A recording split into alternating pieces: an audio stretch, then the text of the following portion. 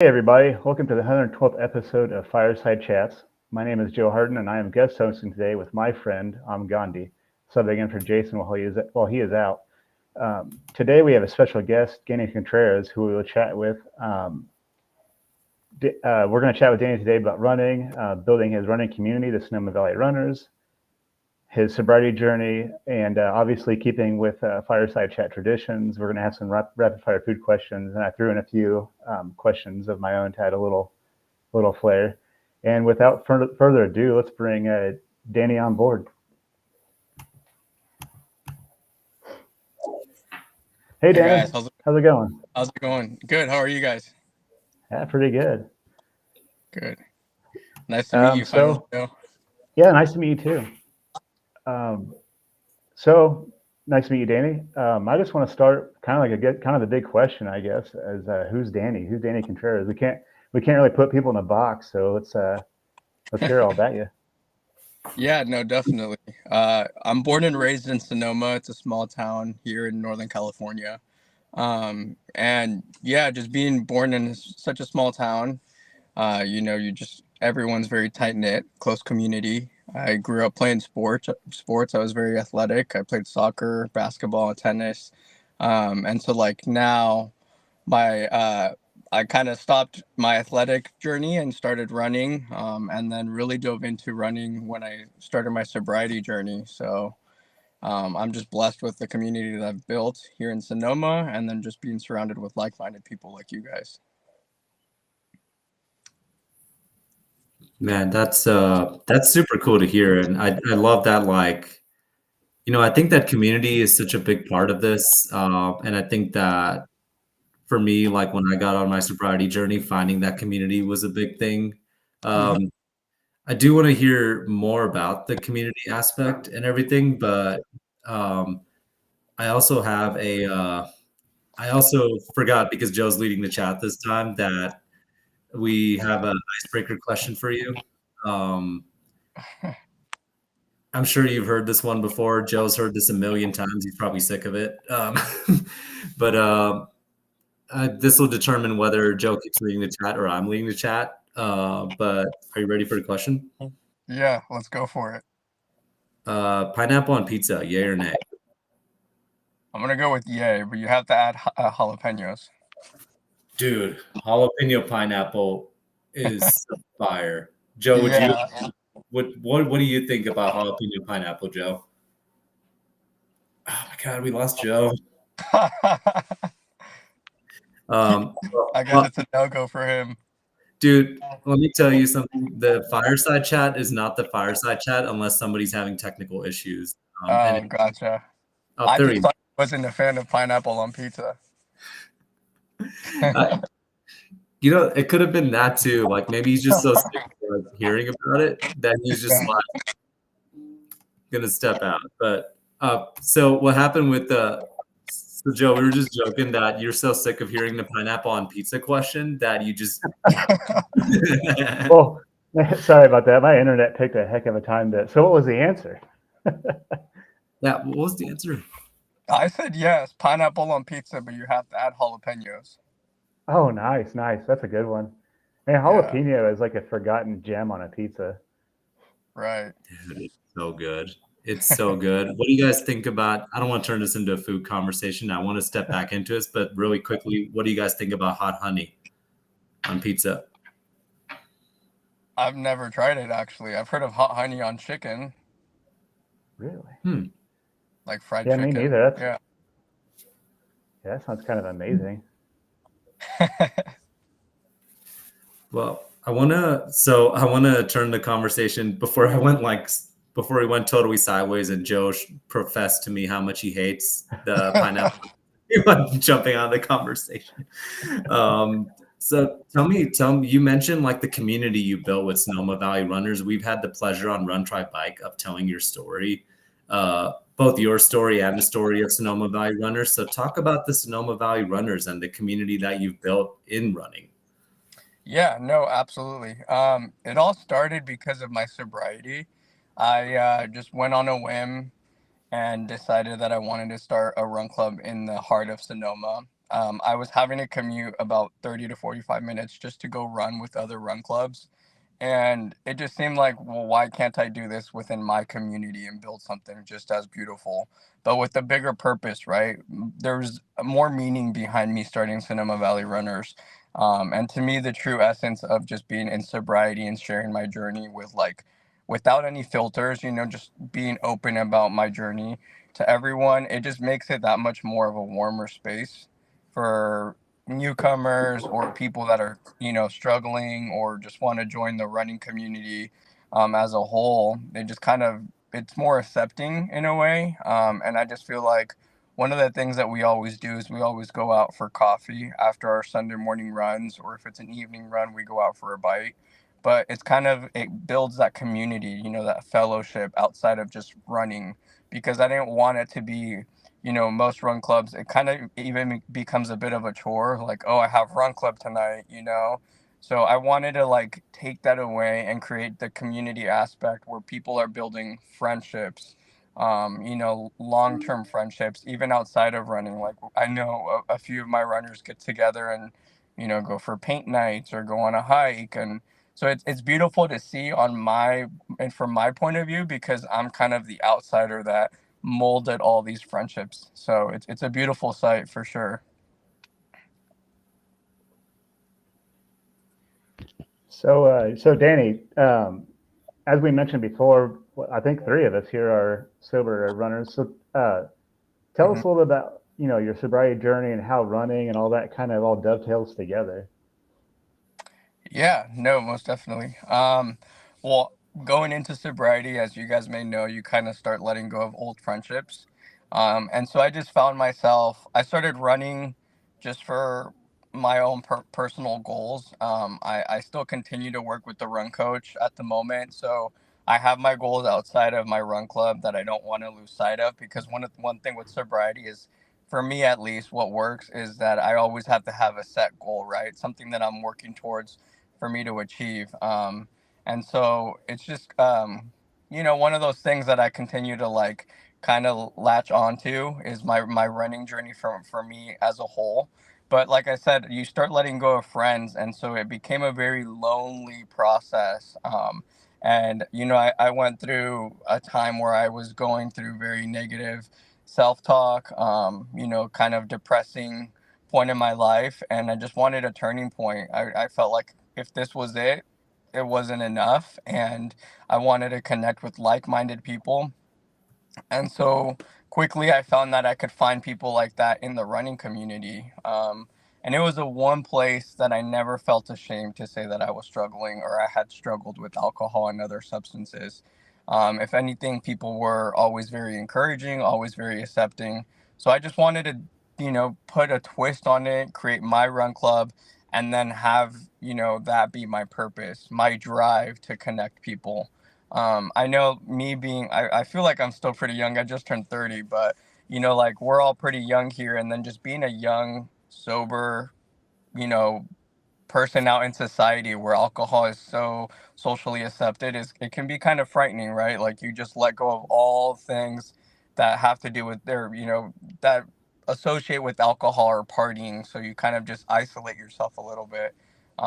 And I just felt like I didn't want to do that to myself. I still wanted to be able to enjoy life, but do it on my terms, and thanks to my sobriety, now I'm able to set boundaries, clear boundaries with people, and no one's there to like question them. If anything, people are receptive to it and respectful, and it's been good. It's interesting hearing people talk about their sobriety journeys, and I just turned 32 actually in February, so we're the same age. Yeah, nice. The Joe's like, you young guns. I feel like a dinosaur. So like, it's interesting you mentioned like losing friends and like circles and all that. Like when I first got on my sobriety journey, I didn't feel like I fit in anywhere anymore. Like it felt like a lonely pursuit of doing a thing that I felt I wasn't telling anybody else that I was doing this. Like I wasn't telling anybody else this is the right way to do things. I was doing the right thing that was the best for me to be the best version of myself, but I still felt ashamed to be to be sober, because it felt like it's so socially accepted. Right. So it's just interesting, like hearing your perspective on that and how you kind of, instead of like you knew it was a lonely pursuit, so you found running and you created that community because you knew you didn't want life to be that way. And it's really cool seeing how you like took the action and make that change. Like let me ask you this, like I'm going to turn it over to Joe here. Like what was your first year of sobriety like? Mine was pretty touch and go. Same with a lot of people. I kind of kept it to myself at first. And then I just realized I kind of had this thought, and I've heard it said before, like own your story or it owns you. And I just decided, like, man, like, I'm like, if I hold on to this, I'm not going to have any growth here. So same, kind of like what Danny said, I found a community where I felt accepted, and I could be I'm sometimes brutally open about, my sobriety and my struggles, and it's freeing in a lot of ways. And then it also helps you grow in a lot of ways. And you learn who you can be around and trust too when you're open about that kind of stuff. Because you find like your tribe or whatever when you find the people you can actually confide in with stuff like that. Hopefully that answered the question. But first year was rough, right? I mean, it always is. Yeah, was your first year pretty? It's not like your first year must have had a lot of ups and downs too, Danny. Oh yeah, absolutely. I guess that's kind of where I was going with the story about Sonoma Valley Runners too. Is I tried going in the rooms, AA kind of wasn't my thing. I did seek out help with the sponsor. He's still a really good friend of mine, but it just it wasn't my thing. I don't know if it's because I'm young and I just feel like I go in the rooms and I can't connect with anyone. It took me a very, very hard time to even go in and hear someone's story that I could relate to. So I did try going down that route of going to fellowship and, going to AA meetings, but it wasn't quite working out for me. And I almost felt like I was alienating myself a lot more from society and, people like us that we're normal. We just happen to have, an addiction to certain substances, and we want better control for ourselves and for our life. And honestly, I feel like diving into running, you set such a great example of like the great human that we all are, right? Like it kind of turns our life around entirely. So the first year was definitely challenging. A lot of ups and downs, a lot of questioning myself whether I'm doing the right thing or not. And that all stemmed from maybe feeling a little bit alienated and alone. But sooner than later, I found my people. Like Joe was saying, you find your tribe, and you have your people in your corner. They're always going to be rooting for you. So that's all that matters. Yeah, I totally align with you, Danny, on that one. I was kind of looking at your Instagram too, and I saw where, like, you kind of like what you said, AA wasn't really your thing. Like I went through the same stuff, like I was trying to like force my way, kind of. I mean, like I did the steps and all that stuff, and that worked at first, but I couldn't like force my way into it anymore, like make myself fit. And like finding like a running community, and that was really beneficial in my continued sobriety, because I just didn't feel like I really belonged really. And yeah, so I totally align with how you, like what you're saying here. Makes a lot of sense. Yeah.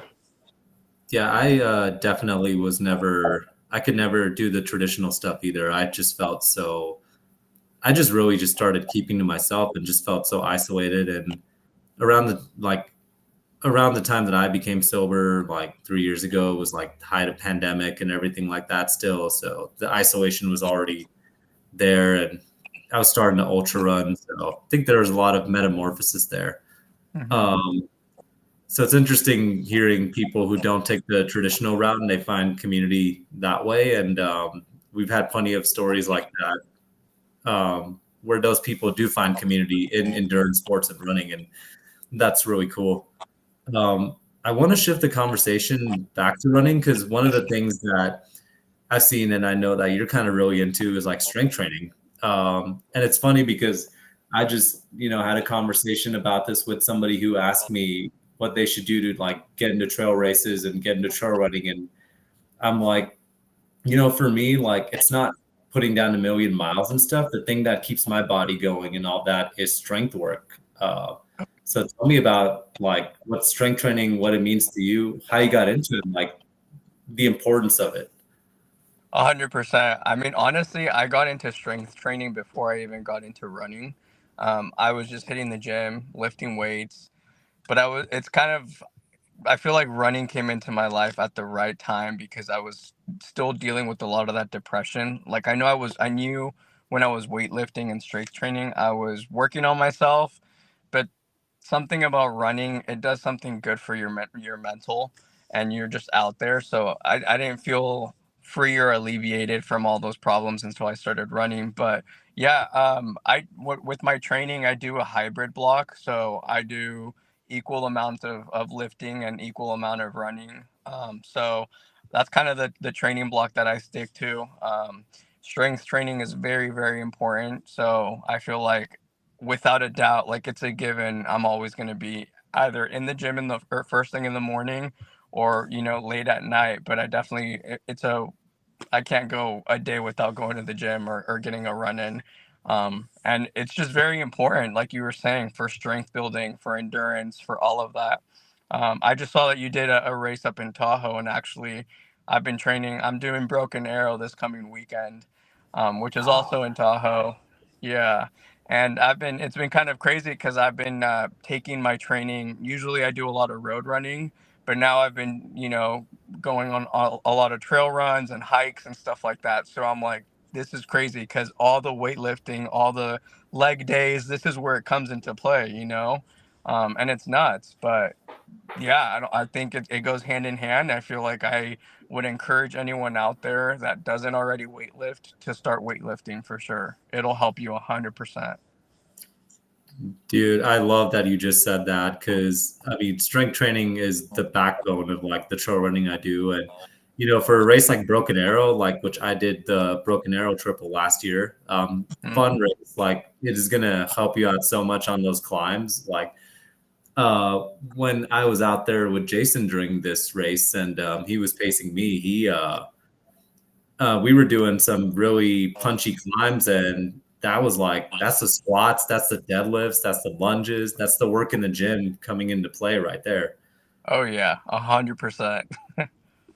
Yeah. Would you agree with that, Joe? I've seen like you've been like really posting a lot more about your strength routine and stuff too. Yeah, absolutely. Like I totally agree with both of you. I think it's the foundation of all of my running. Like kind of like what Danny said. I may not necessarily put these huge training blocks together of mileage, but I always, even if I don't get my run in or the mileage I want, I always get my strength training in. It's just key. Like, I'm not getting any younger, and I think that's the only reason why I can continue to up my mileage and take on bigger goals without, being completely wrecked or burned out afterwards. So totally agree. Totally agree. Do you do you guys have any so like since we're talking about strength training and we're all runners and focused on running here, do you have any workouts starting with Danny like that you'd recommend to somebody who's just getting into strength training to improve their running? And let's say they have like 10-15 minutes to do a routine. What do you think they should start? What would you recommend they start with? And tied into running, I would definitely suggest a couple of leg workouts, calf raises. I don't know. That's kind of a tricky one, but definitely a lot of leg workouts.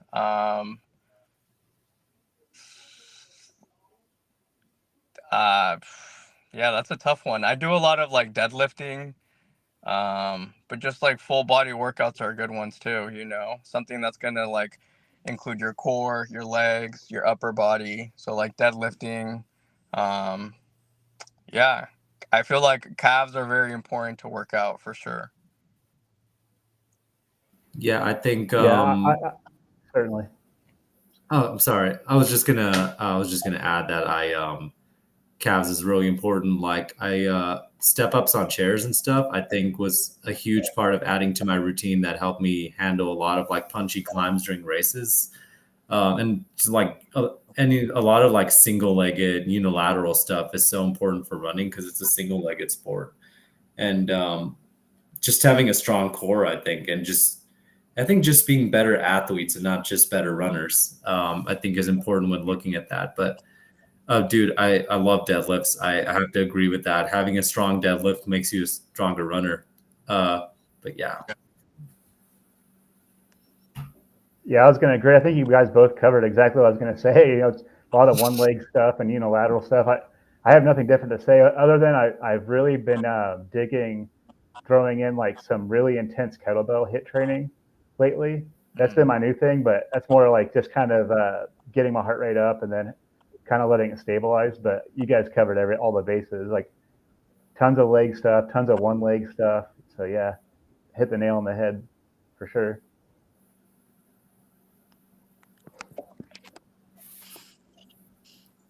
Yeah. I mean, I think that strength training is a big one. And I think that, I mean, the other thing I would emphasize is mobility as well.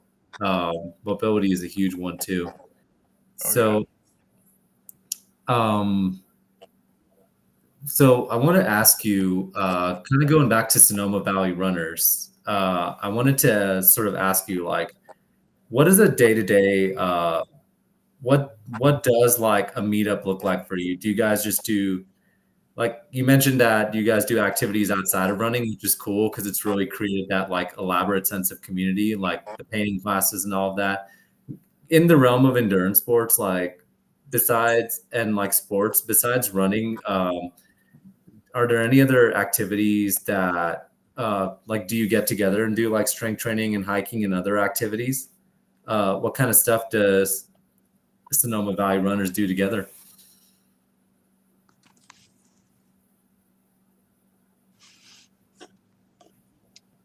Can you hear me? Bill, can you hear me? Yeah, the connection kind of got lost a little bit. You were Oh, asking you're what good, else do dude. we do outside of the running community? Do we do any like strength training or conditioning? Is that what you were saying? Yeah, yeah. Like, what other activities do you guys do together outside of just like the running and all that? Yeah, for sure. We're kind of just diving into collaborating with other, fitness enthusiasts. So we've done collaborations with the boxing club. So we've taken boxing classes. We are recently doing a collaboration with a yoga studio. But it's not just like your typical stretching yoga. They include weights, so it's like the weight bearing yoga classes, which is pretty sweet. And those are always like a huge help after a run.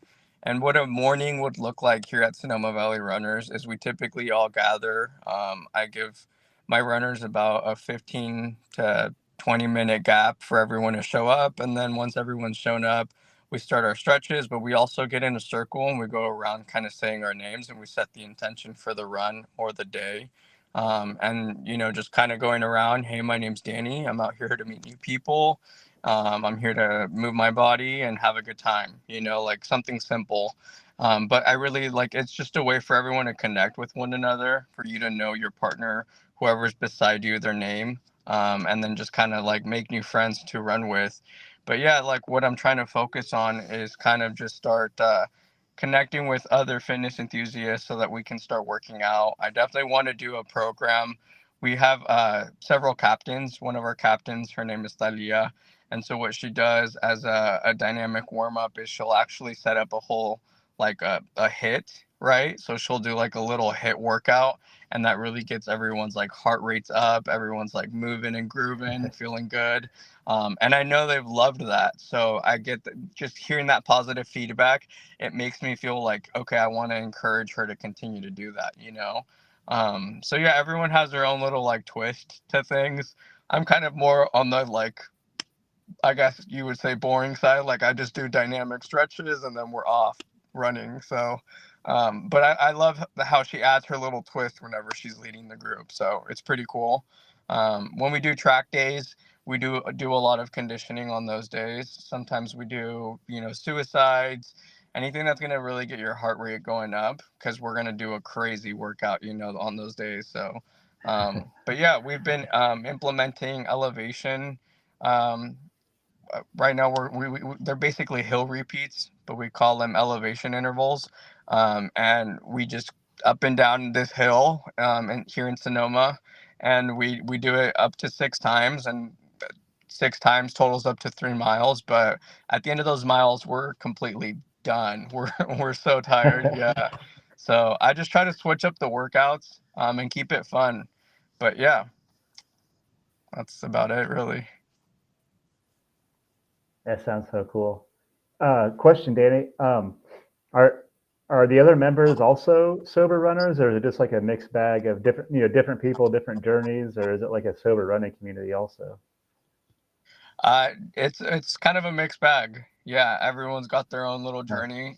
It's beautiful to hear their stories though, because I feel like we've all overcome something that was very, strong in our life, that maybe you're still facing those problems and this is what's helping you.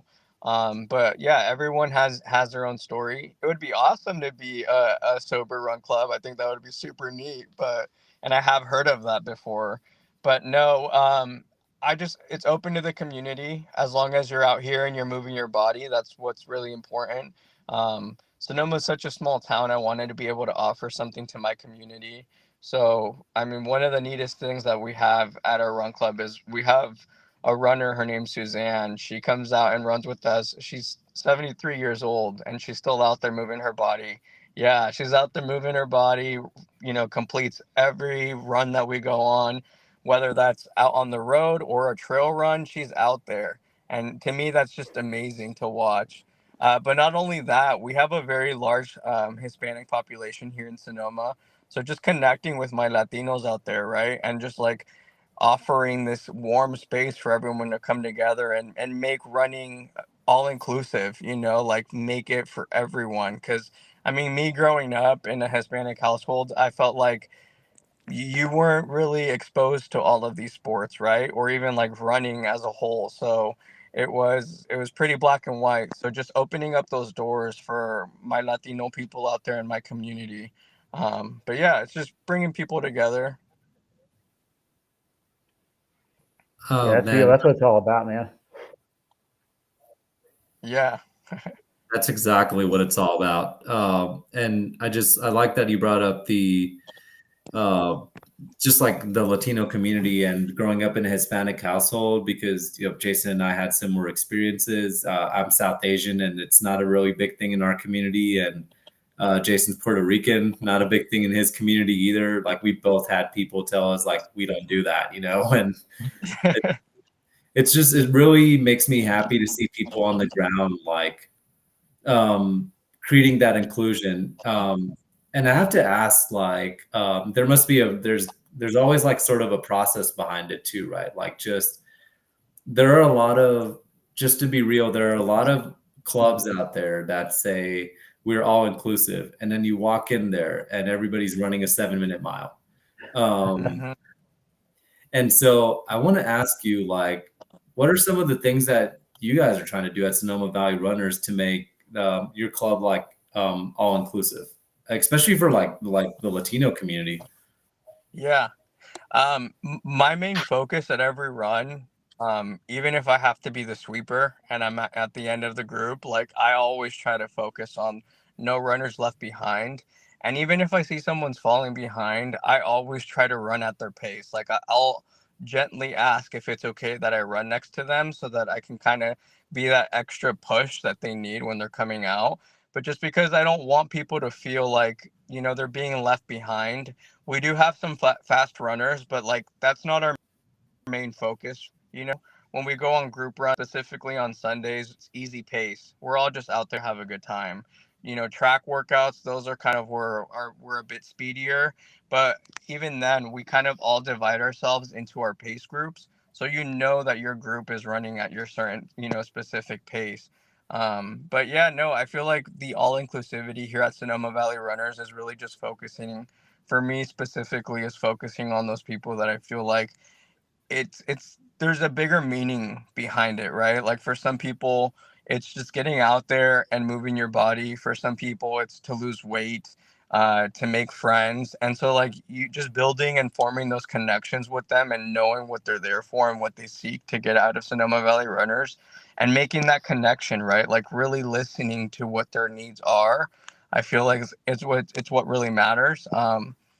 Yeah, like I feel like there's this the running community and the run clubs, all that is kind of blowing up. But I feel like, unfortunately, it kind of washes the hard work that, running communities like yours and mine, we're working so hard to build a community. But like all these new run clubs are here to just, I don't know, create a new dating pool and it makes it challenging for people that are just trying to bring people together.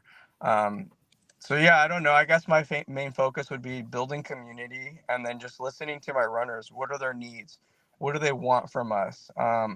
We've had runners that sometimes they don't want to go out and train as a group, but we have a group chat and they could specifically ask just, hey, like I'm going out for, a couple miles or, I have a long run on my schedule, who's in? And like, I feel like just even opening up that door for them to like be open enough to ask who's in. I feel like it's kind of like their way of like being heard, like I want them to have that space to be in the spotlight. Another thing with Sonoma Valley Runners too is, though I'm the founder, I feel like the thing that I push the strong is that we're kind of a faceless Instagram sort of say, because I'm not Sonoma Valley Runners. They are Sonoma Valley Runners. It's not me. It's not Danny. It's them. It's all of my group. So to me, that's kind of like what we stand. It's the people. So yeah. Man, I love that so much. I mean, it all comes down to the community and the people, and yeah, it's really cool to hear what you're doing with the Sonoma Valley Runners, and you're just fostering this sense of like, I think it's important to like have that like open door, and especially when like us, all three of us, as people who have been on the sobriety journey, it definitely does like close some doors on you. So being that person who leaves the door wide open and says, or leaves the seat empty on the school bus and says like, hey, if you need a friend, you can sit right next to me. I think that's Mhm. really cool. I mean, would you agree with that, Joe? Oh, absolutely. Like, I think this has come up a bunch of times. Like, sometimes all someone needs is just a little grace, and like just one gesture like that will really turn someone's story completely around. I've heard that many times. Like, just one little gesture is all it took for them to, make that leap. So, and you providing that is that's amazing. Yeah, Yeah. absolutely. Well, Danny, we really have appreciated having you on this show. Before we jump into the rapid fire food section, Joe does have one more question for you. But before we jump into that question, I want to ask you, where can people find you and where can people find Sonoma Valley Runners, and how can they get involved if they're in the Sonoma community? Yeah. You can find Sonoma Valley Runners at Sonoma Valley Runners on Instagram. And then we also have a website. It's sonomavalleyrunners.com. I had to think about that for a second. sonomavalleyrunners.com. And then as for me, my tag on Instagram is Danny Contreras with an underscore at the end. And yeah, everyone and anyone is welcome to come and join us here at Sonoma Valley Runners. It's a free run club. We're here for the people. Building community is our main focus. And just giving back to Sonoma, the town itself. We have a lot of cool projects coming up. So if you're interested, come and join us. Yeah. Super cool. Yeah, if I ever find my way out in California, I'm looking for a reason to come out to California again. So I'll definitely have to join you. Jason and I aren't a good enough. Joe, come on. Well, I hope I want I need like one a of the things that I talked to. Yeah, go ahead, Dave. Sorry. Yeah, it's kind of crazy. I mean, I feel like most people just travel out here for, the wine because we are in the heart of wine country. And that's one of the things that me and Jason were talking about actually is how do you survive as a run club when after every run that you go on, you're greeted with a beer or a glass of wine. And yeah, we're just trying to like break that stigma, like we're trying to like this is the new age of running. And being a sober runner is cool. So I don't know. It's a work in progress. Always, right? One day at a time. That's right. So Danny, I have a question before I get into some of the rapid fire stuff. So let's say you're wanting to start a run club. What are some pointers you would give somebody to start a run club? How to be welcoming to everybody, how to be inclusive, and just how to foster that environment, kind of like what you're providing at Sonoma Valley. I would just say, your connections. Get involved with the community. If there's already an established running community near you or around you, get those connections. Get involved with those people. One of my biggest things that we focus on here at Sonoma Valley Runners is collaborating, right? Like, to me, I don't believe in competition. If anything, it's friendly competition, right? Like we're there to uplift one another. So collaborating with other people. We have running stores that are maybe like 20 minutes of a drive. We make that drive as Sonoma Valley Runners to go run with those, running stores or other run clubs, just to build that like foundation within the whole community because there's room for everyone really, and just focus on fostering your own community where you're at, wherever you're starting. For me, the biggest thing has been just being genuine about why I started and like my story, without the fear of being judged, because ultimately like we're all one big open book at the end of the day. If you want to learn from your experience, you're going to just put your story out there and just kind of learn as you go. So I would just say, yeah, just get yourself well connected with the running community, in your town or around your city, and kind of just start molding those friendships. Be a friendly runner. Start collaborating. Yeah, I could not agree more about like Jason and I talk about that all the time about like collaborating and not competing, lifting each other up and reaching the stars together and just like you help someone out, then it helps you grow as an individual too. And I just think that it's good to see. It's always refreshing to see people who believe in collaboration and not competing and supporting each other. But man, that's now we're gonna jump away from that into normally Jason has rapid fire food questions, but whenever Joe or I host these separately from him, I always go on GPT and I make up questions. So you're going to be hearing these for the first time, but there's never any hard hitting journalism. So what we're going to do is I've got 5 or 6 rapid fire food questions for you. And then Joe has a music question for you because, endurance sports and music often go hand in hand. So are you ready for the rapid fire? Yeah, let's hear it. I love ChatGPT, by the way. Is that where you were on? ChatGPT is the real unsung hero of Run Trot Bike.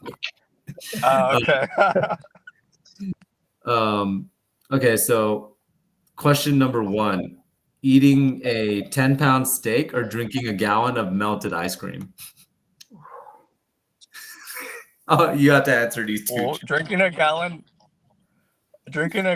of melted ice cream, that's just kind of a milkshake, right? That's not too bad. It depends. Are you lactose intolerant like I am? I actually am. But I always I can't say no to a milkshake. In-N-Out milkshakes are my favorite. I don't know if you guys have In-N-Out where you're at.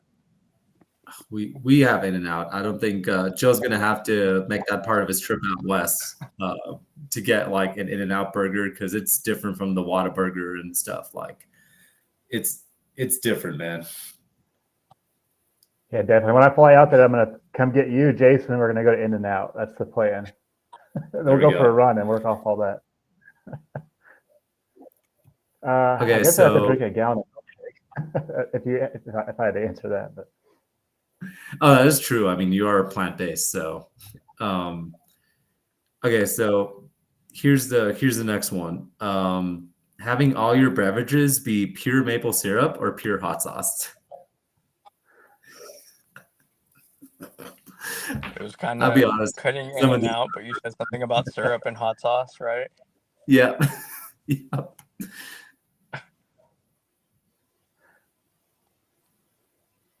What was the question again? Oh shoot, I think it cut off there for a minute. All right, it was having all your beverages be pure maple syrup or pure hot sauce. Oh, I'm gonna go with hot sauce. I love hot sauce, dude. I'm a Tapatio guy. Yeah. We're a Oh Tapatio yeah. family. Yeah. What about you, Joe?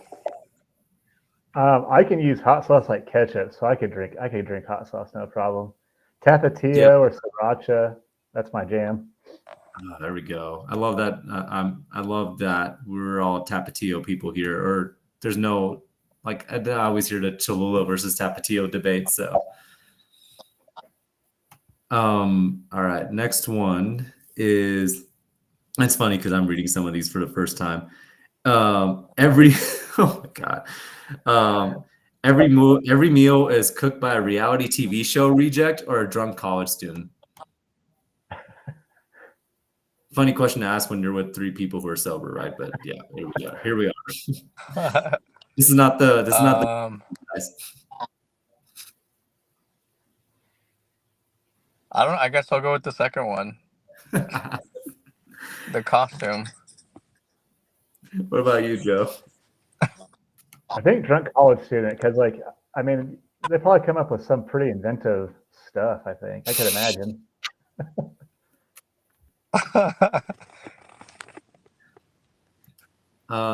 Let's see. All of your meals. Okay, here's a good one. Eat nothing but gas station cuisine for a month, or nothing but airplane food. You kind of cut out a little bit. What was that? Gas station food for a month, or airplane cuisine for a month. Oh,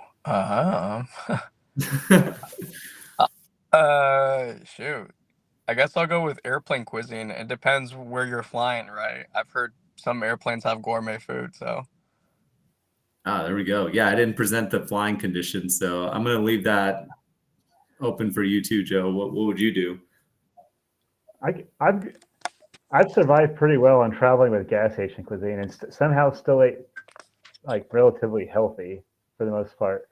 So probably gas station cuisine. Love that. Okay, so last one for you. Last food question, then we're going to go to the music question. Meals cooked by so all your meals arrive cold no matter what, or all your beverages arrive piping hot no matter what beverage it is?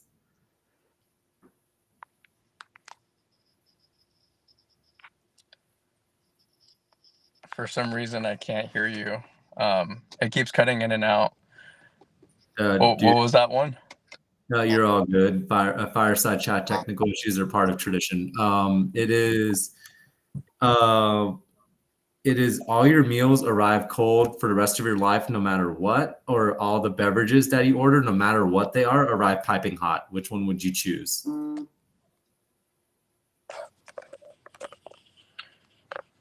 Joe, I'm going to let you answer that one. I couldn't hear the question again. I would go cold meals forever because I love cold water. I could imagine not having cold water. Yeah, so the question basically, Danny, was cold meals forever or hot beverages forever?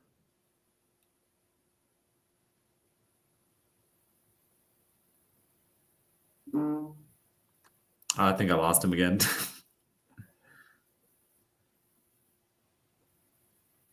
Danny, did we lose you? No, can you hear me? Yeah, I can hear you, I dude. can finally hear. Okay, I can finally hear you guys again. I'm back.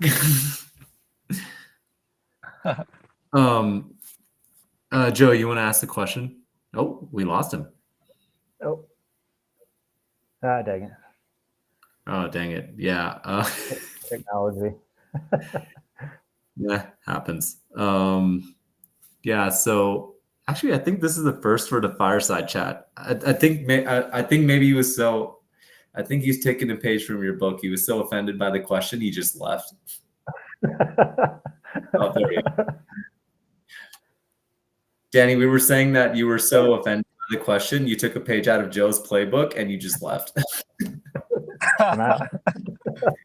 something like that.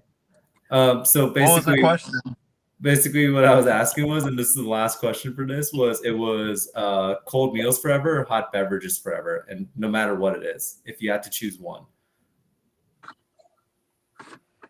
Oh, shoot. I guess I'll go with hot beverages. Yeah, that's Yeah. Oh yeah, I mean, you'd miss out on. You'd have to have cold coffee for the rest of your life. You know. Oh yeah, I didn't think about that. Yeah.